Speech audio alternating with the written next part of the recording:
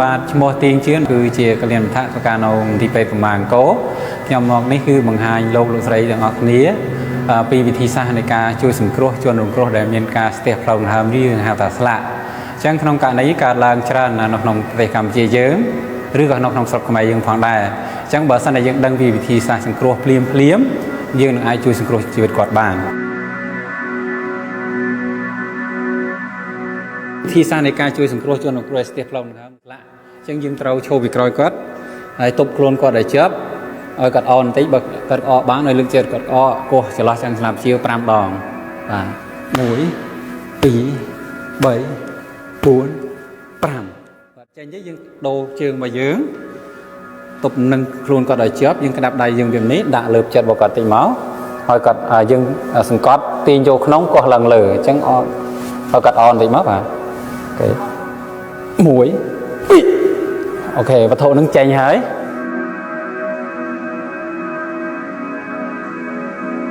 ទីមួយយើងឈោក្រខ្នងគាត់យើងកោះឆ្លោះឆ្អឹងស្លាប់ជាវ5ដងដូចគ្នាមួយនោះពេញវ័យដែរ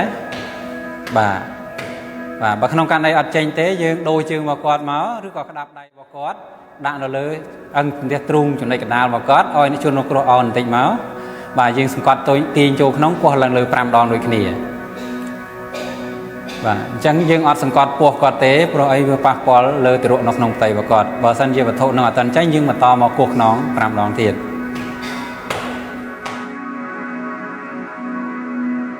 ឡូវនេះខ្ញុំនឹងបង្ហាញពីវិធីសាស្ត្រក្នុងការសង្គ្រោះកុមារដែលស្ទះផ្លូវដង្ហើម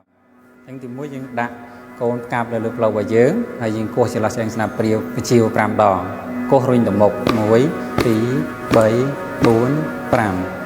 ហើយត្រឡប់គាត់មកផ្ងាមកវិញបើសិនវត្ថុនឹងអត់ទាន់ចេញហើយយើងសង្កត់លើកណ្ដាលដើមទ្រូងនេះចំនួន5ដងដែរប្រើម្រាម2 1 2 3 4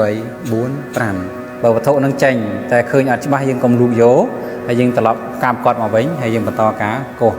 រហូតដល់វត្ថុនឹងចេញទាំងនេះគឺជាវិធីសាស្ត្រនៃការជួយសង្គ្រោះបឋមសម្រាប់ជនរងគ្រោះដែលមានការស្ទះផ្លូវដង្ហើមតែជាបន្តទៀតយើងត្រូវបញ្ជូនគាត់ទៅមន្ទីរពេទ្យបាទសូមអរគុណ